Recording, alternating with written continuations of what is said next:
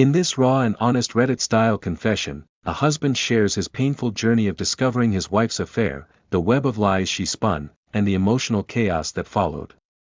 From the first uneasy signs to a shocking pregnancy claim and the final heartbreaking confrontation, this story dives deep into betrayal, manipulation, and the long road to healing.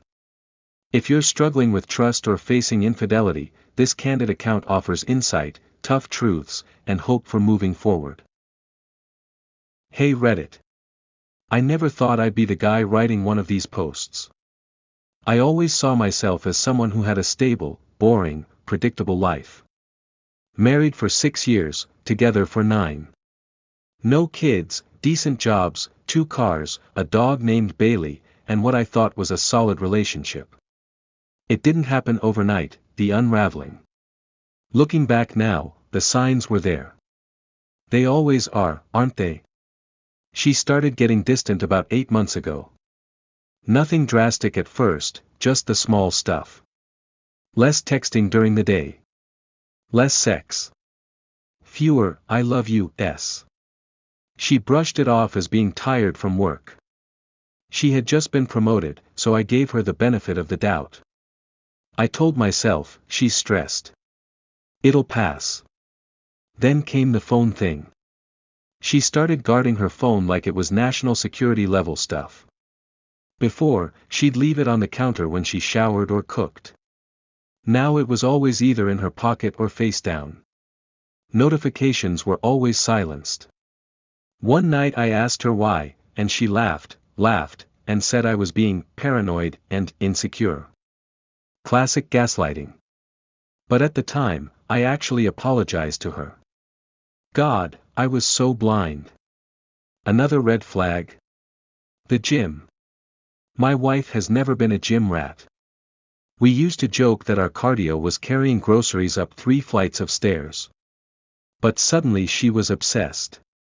She got new leggings, a personal trainer, a guy, obviously, and was working out almost every evening. And she never invited me to join. When I asked, she said she needed me time. Again, I told myself, she's just trying to feel better in her body. I even supported it. I cooked her meal preps. I paid for the damn trainer. I was the supportive husband, while she was out there playing me for a fool. But all of this was just the build-up. The storm hadn't hit yet, just the thunder in the distance. I'll post part 2 next, how I finally started suspecting something real, and the moment everything started to click. So things kept getting weird. One night about 2 months ago, she came home later than usual. I was half asleep on the couch watching some documentary, and she walked in looking flushed, like she'd been running or something. Her hair was messy, makeup slightly smeared. I asked her if she was okay, and she gave me this half smile and said, "Yeah, gym ran long." Except she was wearing jeans. And a blouse. Not gym clothes. I stared at her for a moment, and she got instantly defensive. I didn't work out today. I had a drink with a friend instead. Why do you always assume the worst? But I hadn't said anything. Just looked at her. That's when my gut twisted. Hard. The next day, she deleted her entire WhatsApp history. I only found out because I went to send her a link from my desktop app, we share devices, and noticed the conversation history was blank. She said she needed to free up space. Her iPhone has 128 gigabytes of storage. Spare me. Still, I didn't want to believe it. So I did what I swore I'd never do in a relationship. I started digging. I know. That makes me the bad guy to some people. But trust me, if you ever feel like you need to snoop, something's already broken. First, I checked our shared iCloud account. She'd logged out. Of course. Then I remembered the Find My iPhone feature. We both had it on. One night she said she was going to a yoga class after work. I waited until she was gone and pulled up her location. She wasn't at the yoga studio. She was at a hotel. A cheap one. Across town. I stared at the dot blinking on my screen for a solid minute, like it was lying to me. Like I could will it to move. That night, I didn't say a word. I needed to be sure. Needed proof. Something undeniable. The next day, I made a plan. The next day, I left work early. Told my boss I had a family emergency. In a way, I guess I did. She told me she'd be going to the gym again after work. I played it cool. Even kissed her goodbye that morning, like everything was normal. I felt sick doing it. I parked near the same cheap hotel I saw on Find My iPhone, waited in a rental car I'd picked up just for this. Tinted windows, cash payment, nothing that would tip her off. I felt like a damn detective, or worse, some creepy stalker. But I needed the truth. Around 6:45 p.m., she pulled in. Wearing that same beige trench coat she always wore when she ran errands. Her hair was done. Makeup perfect. Not a gym bag in sight. She didn't even hesitate. Just walked straight in. 10 minutes later, he showed up. Tall. Muscular. Beard. Looked like a younger version of me, if I went to the gym religiously and didn't work 50-hour weeks to keep our mortgage paid. He walked in the same door. No hesitation. Like it wasn't even his first time. I sat there for an hour. I wanted to storm in. Scream. Break something. But I didn't. I took photos. Time stamps. License plates. Every detail. Around 8 p.m., they both walked out. She was laughing. Laughing. He kissed her. On the cheek, then neck. Like it was nothing. Like they were just out on a date. She didn't even look over her shoulder. Didn't suspect a thing. I didn't follow her home. I couldn't. I drove to a gas station and threw up behind a dumpster. I sat in the car for hours, staring at nothing. That was the moment it became real. Not just a suspicion. Not just a gut feeling. Proof. In the flesh. On camera. In my face. I didn't sleep that night. I just sat in the dark in our living room with the dog at my feet, trying to figure out how to confront the woman I thought I knew better than anyone. Every time I played the scene in my head, it ended in chaos. Screaming. Crying. Denials. Lies. I waited until the next day. She walked in from work like nothing happened. Put her bag down. Gave me a quick, hey, then went straight to the kitchen and started scrolling on her phone, like we were in some sitcom. I said her name, just once, and she looked up at me like I'd startled her. And I said, I know.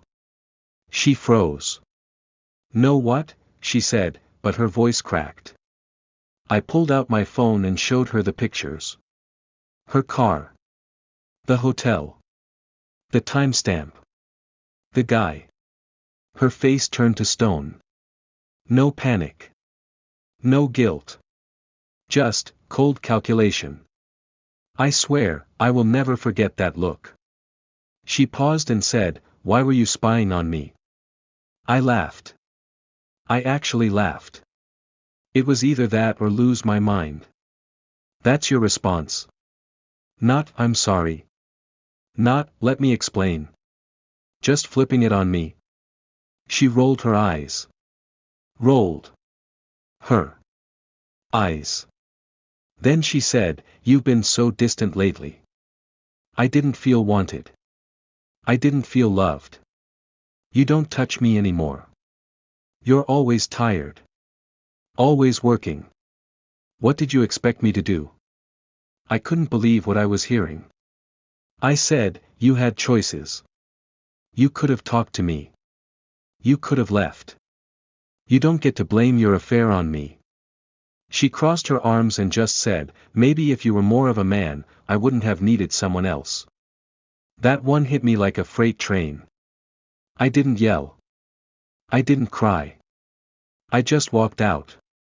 Drove around for hours. Ended up at a friend's place. Told him everything. She sent me a few texts that night. Some were apologetic, others just nasty. Back and forth like she couldn't decide which version of herself she wanted to be. But I already knew the truth. I'd seen it with my own eyes. I didn't go home for 3 days. I stayed with my buddy Jake, the kind of friend who doesn't ask too many questions unless you want to talk. He let me crash on his couch, handed me a beer, and just sat with me in silence that first night. I needed that more than I realized. The next few days were a blur. I'd randomly start shaking, like my body was trying to process something my brain couldn't. I couldn't eat. Couldn't sleep. Couldn't even cry. I just kept thinking, she looked me in the eyes and said she loved me. While sleeping with someone else. Every sweet moment we'd ever had started to feel fake. Every memory, vacations, anniversaries, inside jokes, it all felt like I'd watched someone else live it. Like she'd always been acting and I was too stupid to notice. I scrolled through our old texts like I was trying to find the moment she changed. Maybe she was always this cold and manipulative, and I just didn't want to see it. On the second night at Jake's, she sent me this long text, one of those manipulative apologies dressed up as self-pity. I never wanted to hurt you. I just felt so lost and unloved, and he made me feel alive again.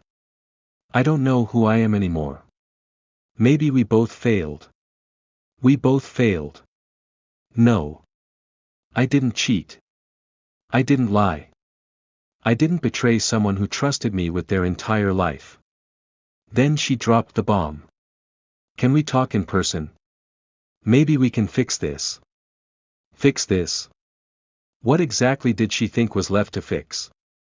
I didn't respond. I couldn't. I was too raw. Too furious. Too broken. The worst part? I still missed her. Even knowing everything, I'd wake up in the middle of the night and instinctively reach for her. The habit of love is hard to kill. That's what nobody tells you. After nearly a week of silence, I agreed to meet her. I wasn't ready, but I knew I had to. Closure or clarity or whatever the hell I thought I'd get from it, I needed something. We met at a local coffee shop on a Sunday afternoon. Public place. Neutral ground. I picked a spot near the back where nobody could hear us, but I could still walk out if I had to. She looked different. Like someone who had spent the last few days crying but was trying really hard not to look like it. No makeup. Hoodie. Hair tied back sloppily. For a second, I almost felt sorry for her. Then I remembered everything she did. She started with the usual. I'm sorry. I made a mistake. I never meant to hurt you. I didn't say a word. Just stared at her. Then came the excuses again. It didn't mean anything. I was confused. It was just physical.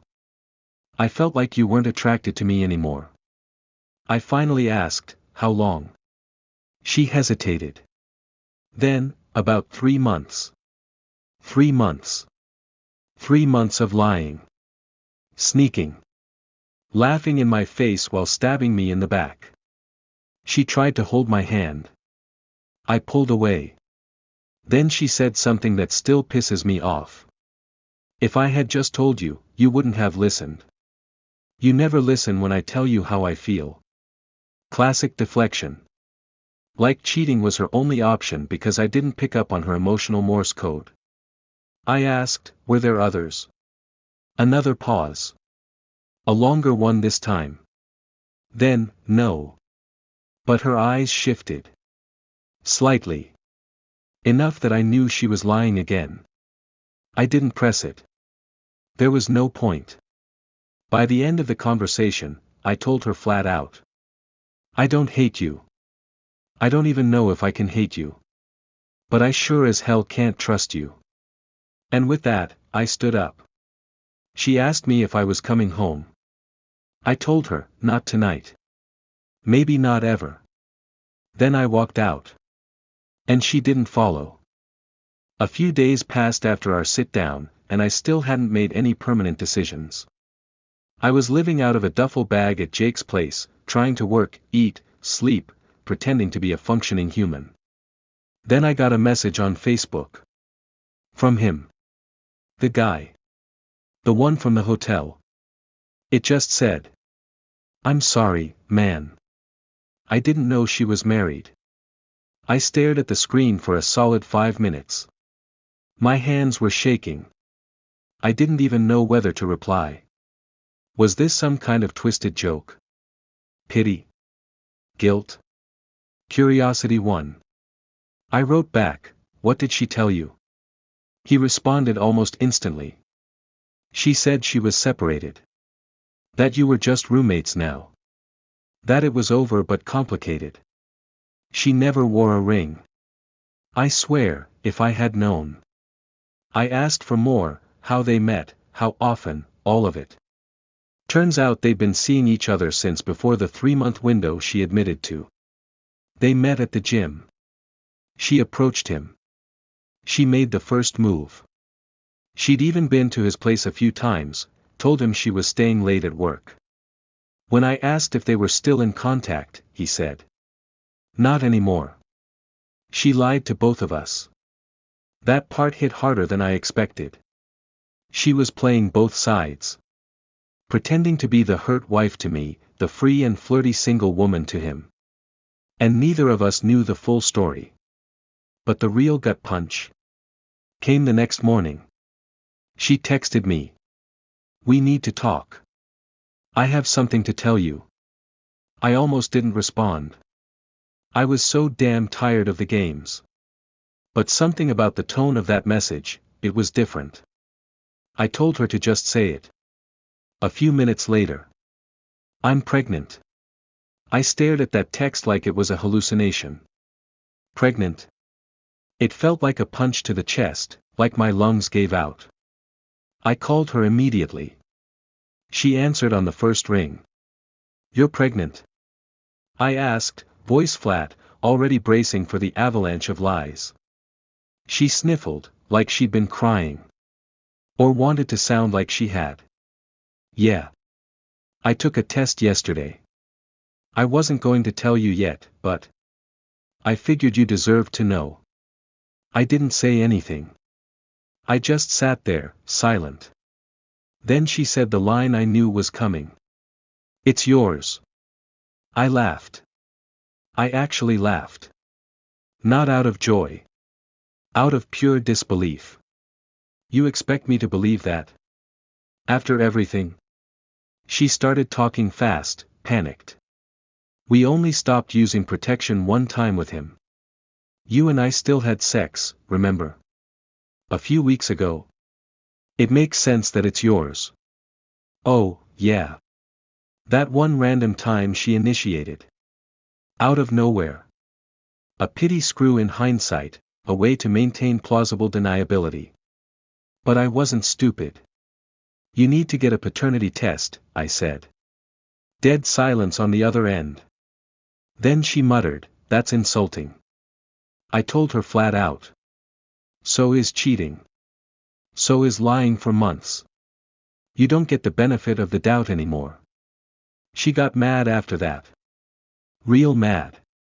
Suddenly I was the heartless bastard. I was the monster for not supporting her during a scary time. She even threw in the old "you're punishing me for a mistake" line. But this wasn't a mistake. It was a pattern. A conscious choice. Repeated.